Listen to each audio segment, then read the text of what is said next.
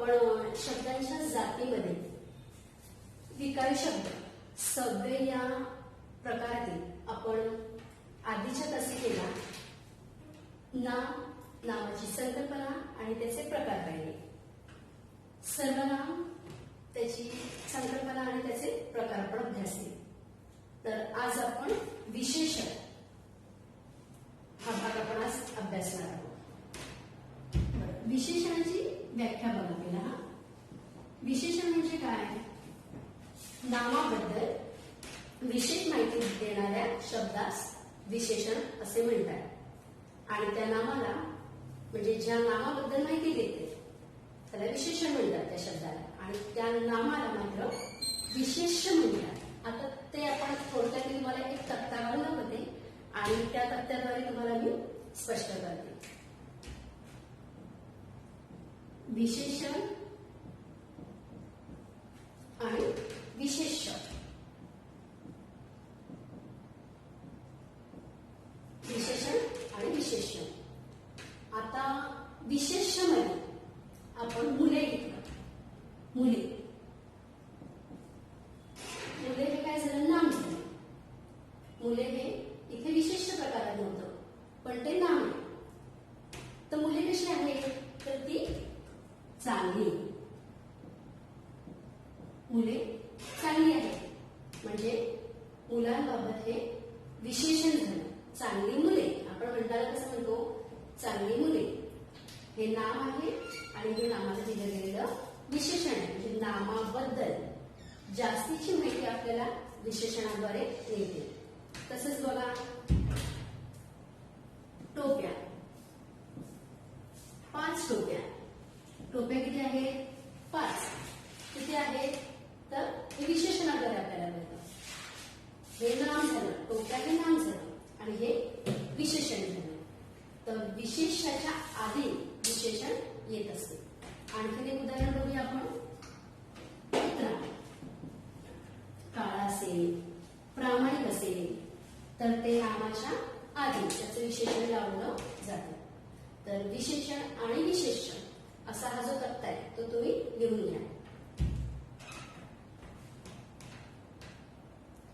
तर थोडक्यात इथे आपण ज्यावेळेला नामाची माहिती देतो विशेषणाद्वारे तर ही नामाची व्याप्ती मर्यादित होते. विशेषणाद्वारे नामाची व्याप्ती मर्यादित होते.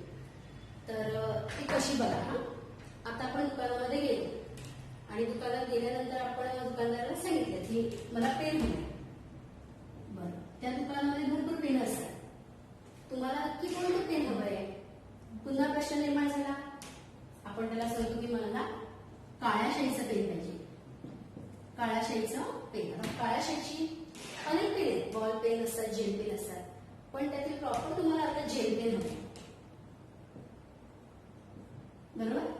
म्हणजे पेन हे नाम झालं आणि नामाबद्दल ही जास्तीची माहिती आपण विशेषणाद्वारे देतो. तर थोडक्यात तुम्ही गेल्या दुकानदाराला सांगितलं की मला काळ्या शाईचे जेल पेन हवे, तर इथे काय झालंय? त्या नामाची म्हणजे पेनाची व्याप्ती इथे मर्यादित होणार आहे. त्याला कळून चुकेल की तुम्हाला एक्झॅक्ट काय हवंय ते, आणि गेल्या जर तुम्हाला ते हवं तसं तुमच्या वर्णनानुसार तो तुम्हाला वस्तू देईल किंवा ते पेन तुम्हाला तो देईल. तर थोडक्यात विशेषणामुळे नामाची व्याप्ती ही मर्यादित होते आणि आपल्याला नेमकं काय सांगायचंय त्यासाठी ते बोध होतो.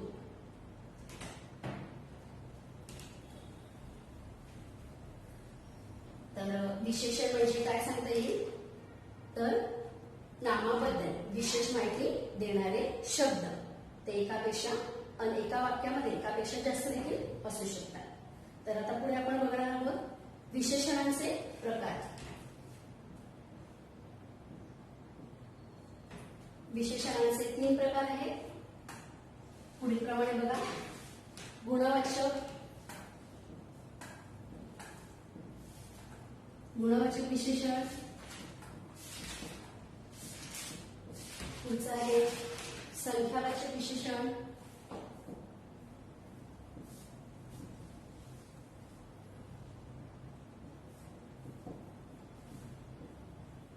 आणि तिसरा आहे सार्वनामिक विशेषण.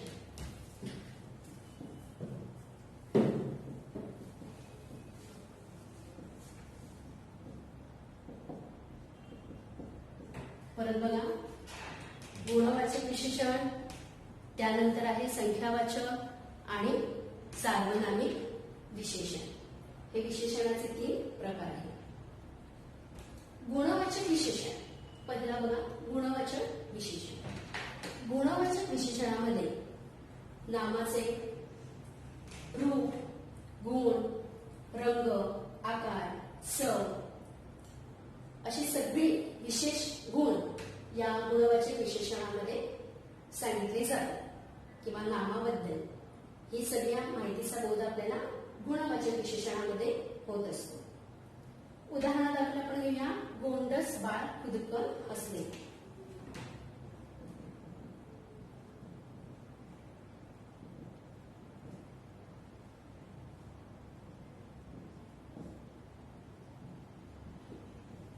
गोंडस बाळ खुदकन हसले.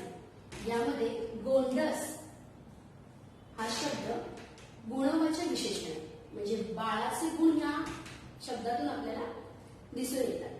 तर गोंडस बाळ खुदकन हसले यामध्ये गोंडस हा गुणवाचक विशेषण आहे. त्या व्यतिरिक्त आणखी भरपूर उदाहरणं आपल्याला देता येतील. बघा काय काय आहेत अजून. पिकलेले पान, शुभ्र पांढरा ससा, असे अनेक आहेत. असे भरपूर विशेष गुणवाचक विशेषण आपल्याला पाहायला मिळते. बरं, आता आपण पुढे वळूया. संख्यावाचक विशेषण आहे.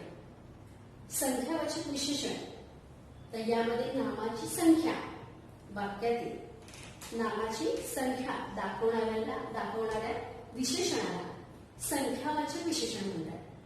त्याचं उदाहरण बघा, अंगणामध्ये अनेक मुले खेळत होते. अनेक हे काय झालं, आपल्याला संख्या दर्शवते. आकाशात असंख्य तारे चमकत होते. असंख्य, अनेक, असंख्य. त्या व्यतिरिक्त अजून आपण काय म्हणू, लाखो, अनेक झालं. अनेक झालेलं आहे आणि ते अधिक.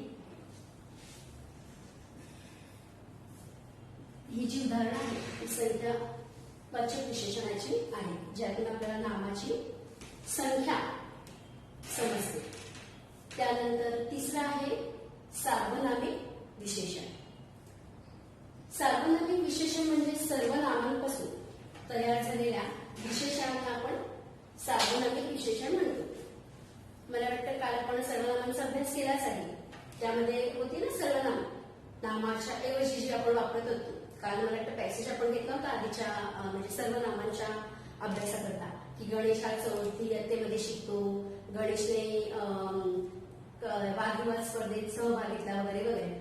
गणेशची माहिती देताना सारखं गणेश गणेश गणेश या नावाचा आपण पुनरुच्चारण करत होतो. पण सर्व नामामध्ये मात्र आपण तो टाळला होता. तो त्यावेळेला मग आपण गणेश ऐवजी पहिल्या वाक्यामध्ये गणेश हे नाम घेतलं आणि त्यानंतरच्या वाक्यांमध्ये आपण त्याला, त्याचा, त्याने अशा शब्दांचा वापर केला. त्याला सर्वनाम म्हणतात.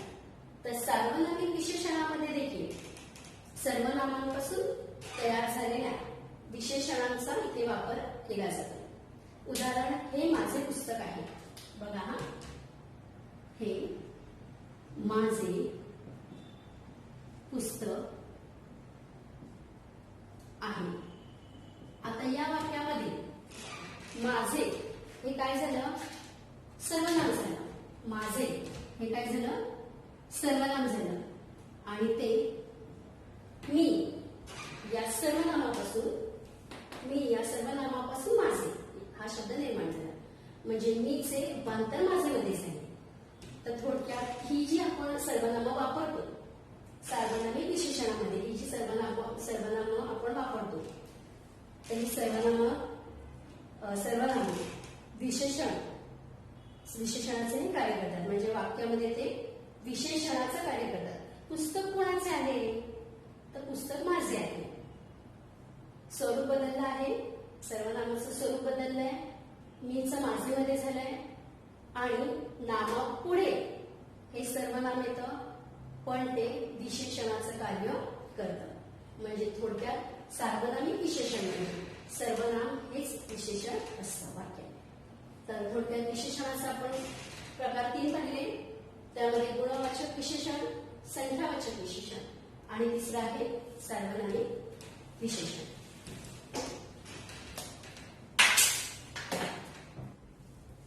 बरं, हे विशेषणांचे प्रकार तुम्ही लिहून घेतले असतील आणि लिहून घेतले नसतील तर लिहून घ्या पटकन. आपण क्रियापद पाहणार आहोत.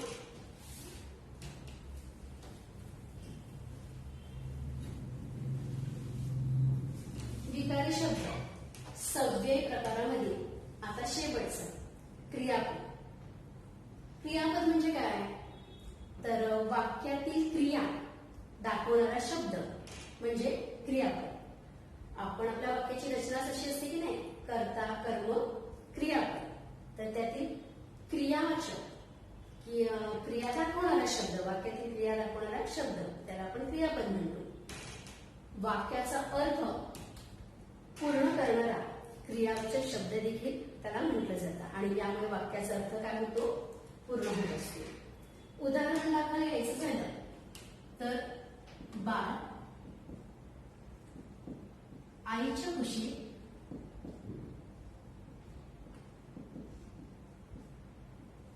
झोपतो. बाळ आईच्या कुशीत झोपतो किंवा यामध्ये झोपतो, झोपला, झोपले हे जे क्रियापद आहे, हे क्रियापदामुळे काय झालं, या वाक्याला पूर्णत्व आलं. जर समजा आपण क्रियापद लावलंच नाही तर वाक्य तयार कसं होतं, बाळ आईच्या कुशीत. पण काय करतं, खेळतंय, हसतंय, झोपतंय की रडलं, हा प्रश्न निर्माण होतो की नाही. तर यासाठी क्रियापद हे महत्वाचं असतं. वाक्याला पूर्णत्व, पूर्ण अर्थ प्राप्त करून देण्यासाठी क्रियापद महत्वाचं असतं. आणि वाक्यातील क्रिया दाखवणारा शब्द, वाक्यामधील क्रिया दाखवणारा शब्द म्हणून त्याला आपण काय म्हणतो, क्रियापद. तर या क्रियापदांचे आता आपण प्रकार पाहणार आहोत. क्रियापदाचे 4 प्रकार आहेत.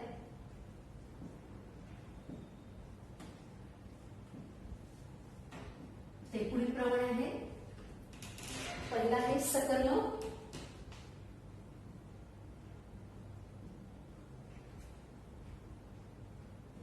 दुसरा आहे अकर्म,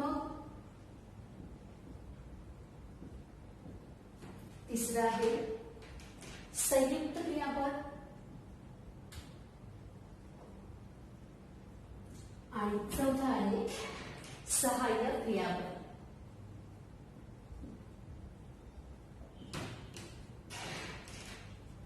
पहिला आहे अकर्म क्रियापद, दुसरं पहिलं सकर्म, मग अकर्म, संयुक्त आणि सगळ्यात शेवटचं सहाय्यक क्रियापद. याची आपण एक एक व्याख्या बघूया आणि उदाहरण बघूया.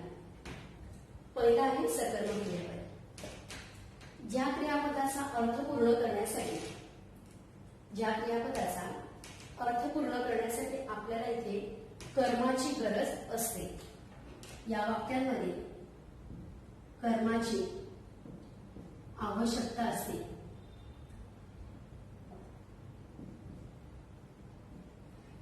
कर्माची आवश्यकता असते तर त्याला आपण सकर्म क्रियापद असं म्हणतो.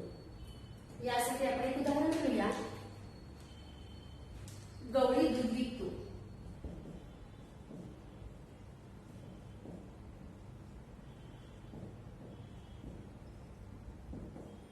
हे साधं सरळ वाक्य झालं. गवळी काय आहे, कर्ता. गवळी काय आहे, कर्ता. दूध काय आहे, कर्म. आणि विकतो हे काय झालं, क्रियापद. गवळी दूध विकतो या वाक्यामध्ये कर्ता, कर्म, क्रियापद हे आपल्याला दिसून येतं. जर समजा या वाक्यामध्ये आपण कर्म घेतलाच नाही, या वाक्यामध्ये जर कर्म नाही समजलं तर कसं होणार बघा, प्रश्न निर्माण होतो की नाही, की गवळी काय विकतो, आणि काय या प्रश्नाचं उत्तर आपल्याला दूध या कर्माकडून मिळते. दूध हे कर्म आहे. या वाक्यातील दूध हे काय झालं, कर्म आहे. तर कर्माशिवाय सकर्मक क्रियापद पूर्ण होत नाही. म्हणजे इथे सकर्मक क्रियापदामध्ये कर्माची आवश्यकता असते. त्यानंतर आता पुढचं आहे अकर्मक क्रियापद. पहिल्या सकर्मक मध्ये कर्माची आवश्यकता होती, पण अकर्मक मध्ये कर्माची आवश्यकता किंवा कर्माची गरज नसते, म्हणून त्याला अकर्मक म्हणतात. इथे आपण इथे कर्माची गरज नाही.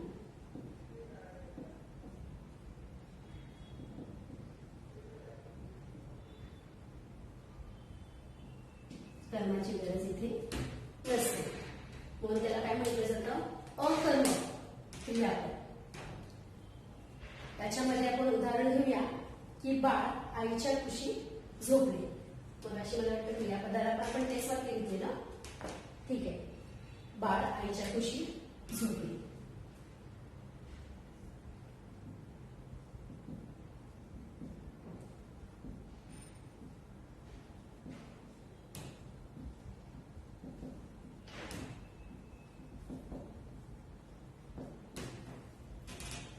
यामध्ये बाळ हे काय आहे, करताय.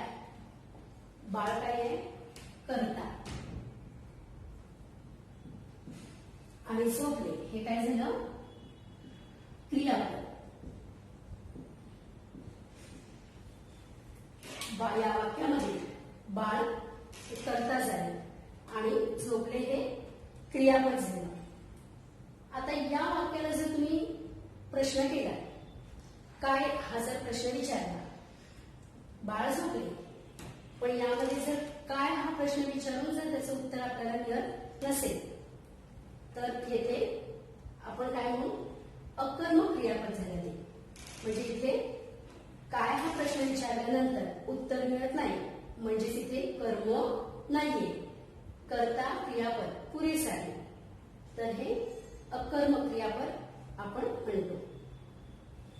त्यानंतर आपण पुढे जाऊया संयुक्त क्रियापदामध्ये. बरं, त्याआधी तुम्ही उदाहरण लिहून घ्या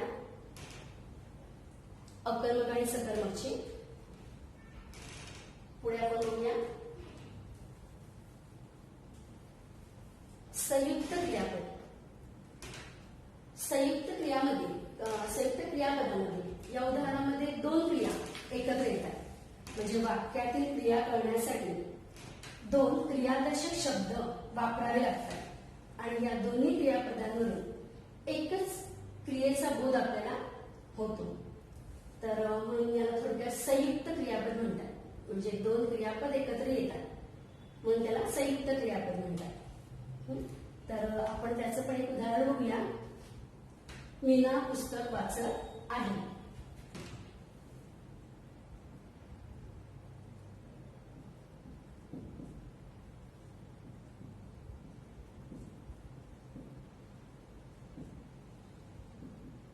मीना पुस्तक वाचत आहे.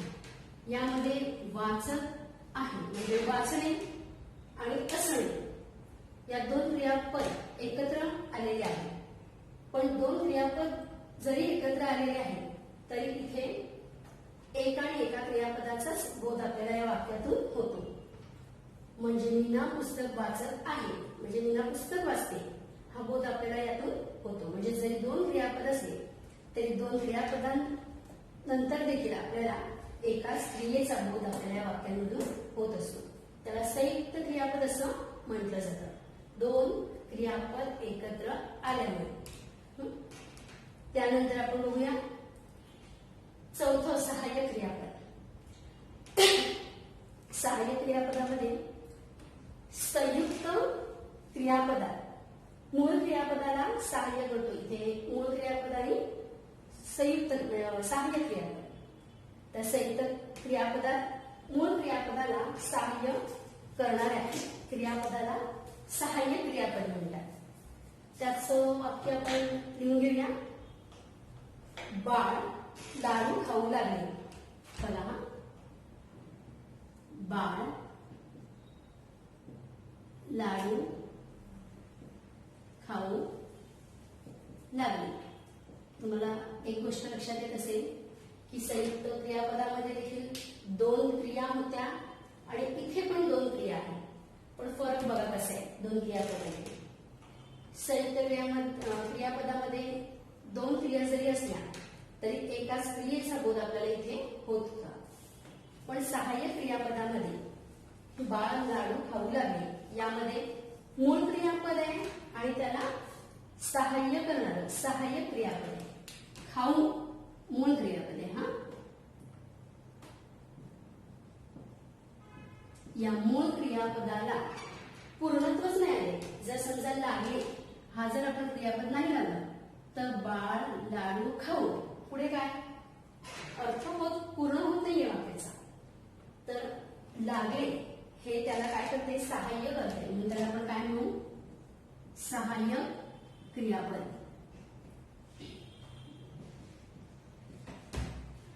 बाळ लाडू खाऊ लागले तर हे या वाक्यामध्ये या दोन्ही क्रियापदांना तितकाच अर्थ प्राप्त झालेला आहे. म्हणजे खाऊ हे मूळ क्रियापद आहे तर लागले हे क्रियापदाला काय करतोय सहाय्य करते तेव्हा ते कुठे वाक्य पूर्ण होते त्या वाक्याचा अर्थ पूर्ण होतोय. म्हणून मूळ क्रियापद काय येणार खाऊ आणि सहाय्यक क्रियापद येणार आहे लागले. तर सहाय्यक क्रियापदामध्ये हे दोन्ही क्रिया किंवा दोन्ही क्रियापद ही तितकीच महत्वाची असतात. तर थोडक्यात आपण क्रियापदाचे 4 प्रकार इथे अभ्यासले. यामध्ये आहे सकर्मक क्रियापद, कर्माची गरज असते. दुसरं आहे अकर्मक क्रियापद, यामध्ये कर्माची गरज असत नाही. नंतर इथे आहे संयुक्त 2 क्रियांचा इथे उल्लेख होतो पण बोध मात्र एकाच क्रियेचा होतो. आणि चौथं आहे सहाय्यक क्रियापद, यामध्ये मूळ क्रियापद आणि सहाय्यक क्रियापद अशा 2 क्रियापदांचा इथे किंवा 2 क्रियापद इथे महत्वाचे असतात. तर थोडक्यात तुम्हाला हा भाग कळलेला असणार. आता पुढच्या तासिकेला आपण अभिकारी शब्द म्हणजे अव्यय प्रकार आपण अभ्यासणार आहोत. पहिले आता पाहिले की नाही नाम, सर्वनाम, विशेषण आणि क्रियापद. आज सव्यय हा भाग आपला सगळा पूर्ण झालेला आहे आणि पुढच्या तासिकेला आपण अभिकारी शब्द अव्यय याचा विस्ताराने अभ्यास करणार आहोत.